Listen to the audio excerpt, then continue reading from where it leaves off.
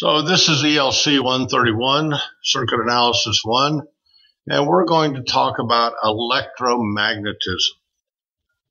Now, I've always enjoyed this part of the lecture in this course because I think electromagnetism and magnetism in general is fascinating. But I want you to understand or appreciate that there are four fundamental forces in the universe. They are gravity, electromagnetism, weak and strong nuclear forces. Nuclear forces are what hold the nucleus of an atom together. So appreciate that if it weren't for electromagnetism, none of this would be here. So again, it's important in terms of the big scope of things, but it's also widely used and very important in the field of electricity and electronics. Now, electromagnetism is all about the fact that when current flows through a conductor, a magnetic field or flux is created inside and around that conductor. Now, why is that so? Well, if we recall from our last video that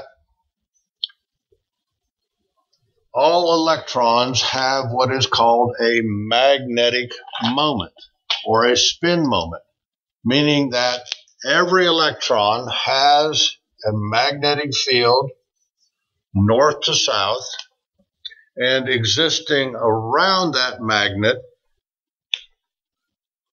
is flux. So when we take a voltage source and provide a path for current, of course we know current's going to flow, and what I've done is I've made the conductor through this region be bigger so that I can sketch the electrons that are moving through this conductor. So all these electrons are all going the same direction. They've got all their little heads pointed in the same direction. Therefore, their magnetic fields will add together, and we find that around this conductor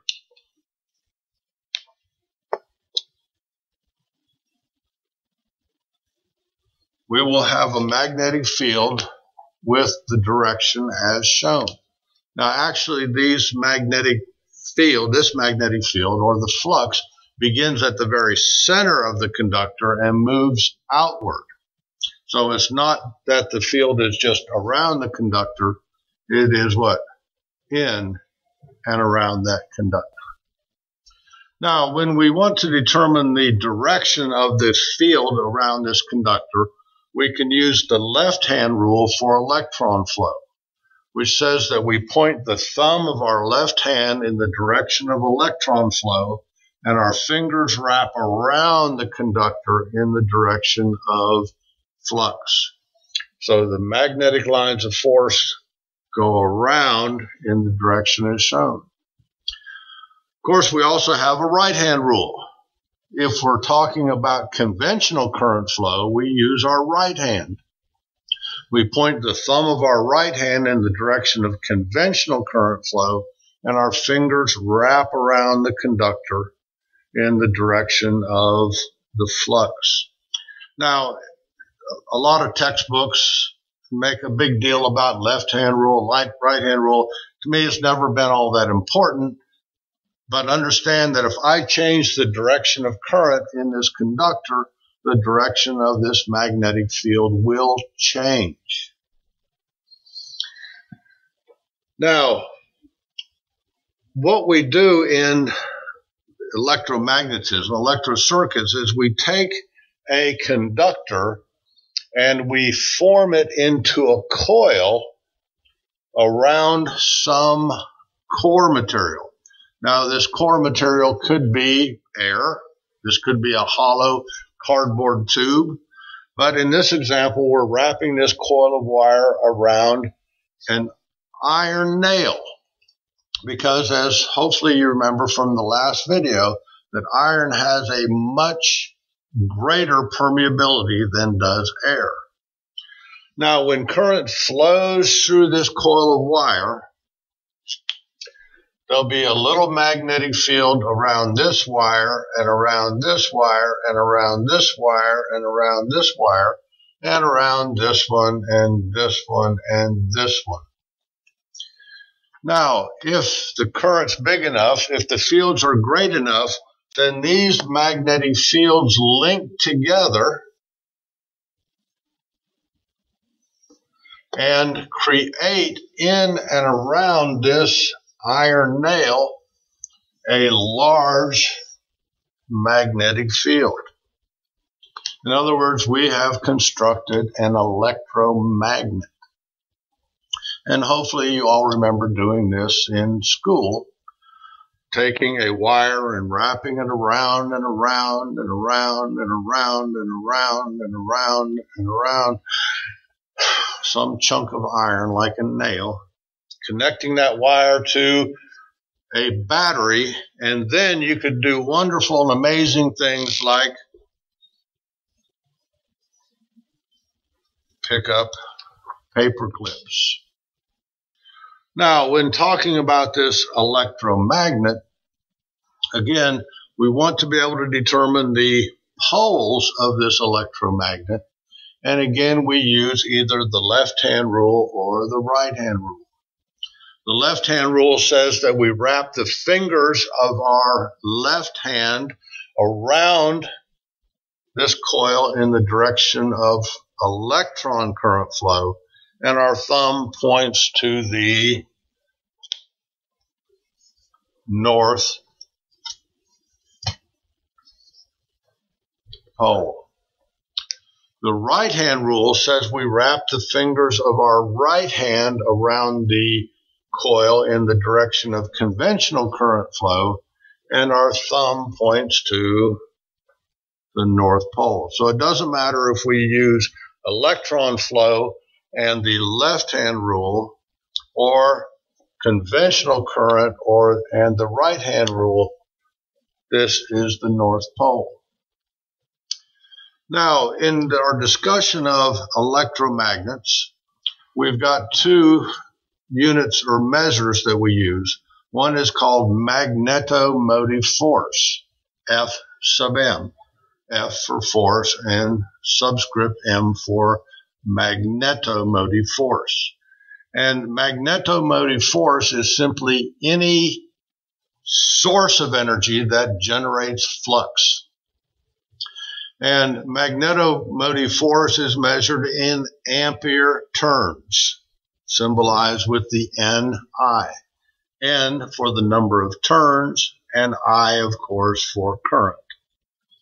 So if we look at this electromagnet, understand that if I were to increase the current, the magnetomotive force, the resultant flux, would increase.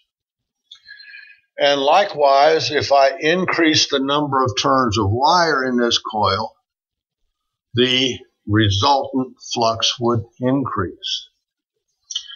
Now, along with magnetomotive force, we also use another metric or quantity to describe or discuss these magnetic systems, and that is magnetizing force.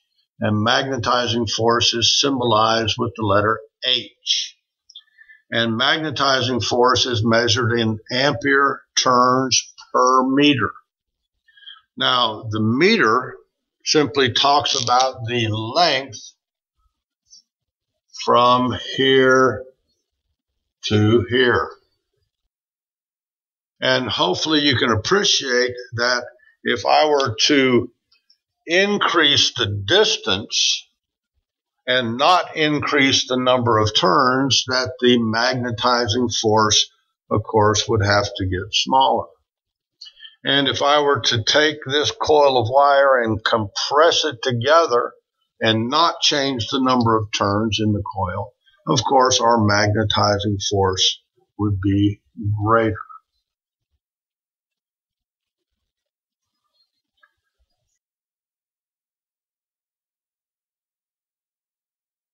Now, In an earlier video, we talked about flux density, symbolized with the Greek letter beta.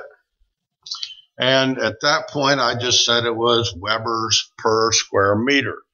But we can also quantify flux density as being equal to the permeability of the material times the number of turns in the coil times current flow, all divided by length. So we've got a way now to determine, to calculate, to quantify the amount of flux there'll be in this magnetic system, in this electromagnet, by knowing the permeability of the material, the number of turns of wire in the coil, the amount of current flow through the coil, and the length of the coil, where this, of course, is length.